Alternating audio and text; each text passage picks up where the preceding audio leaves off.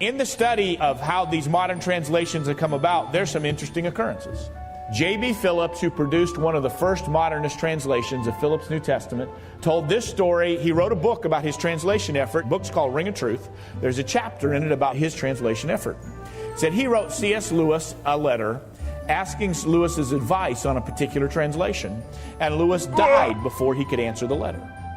So he said he was sitting in his study one day, roaring fireplace, working on the Bible translation, and the ghost of C.S. Lewis appeared to him. Because Lewis did not want to go on to heaven and leave that letter unanswered. Polite man that C.S. Lewis is. According to him, he and C.S. Lewis sat and talked for hours about his New Testament translation after Lewis died. And when you hear a story like that, there's three possibilities. Your Bible translator is lying, in which case I don't trust him to translate the Bible. Or he's crazy, in which case I don't trust him to translate the Bible. Or he was talking to a demon, in which case I really don't trust him to translate the Bible. Westcott of Westcott and Hort fame believed in something called the communion of the saints. This is according to his son and according to his daughter. He said he couldn't afford to tell everybody as a Church of England preacher about this. But he believed that when you died, your spirit hovered around for several months before it went to heaven. And he would go in the chapel of the church where he pastored, in the auditorium of the church that he pastored, in the middle of the night when it was completely dark.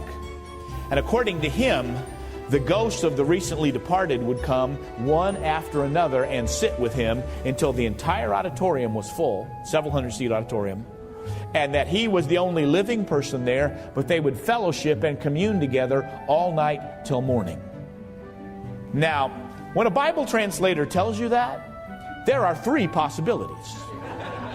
Either he's lying to you, in which case I don't trust his work, and all the modern English translations are based on his work, with maybe one or two exceptions, are based completely on his work. Or he's crazy, in which case I don't trust him.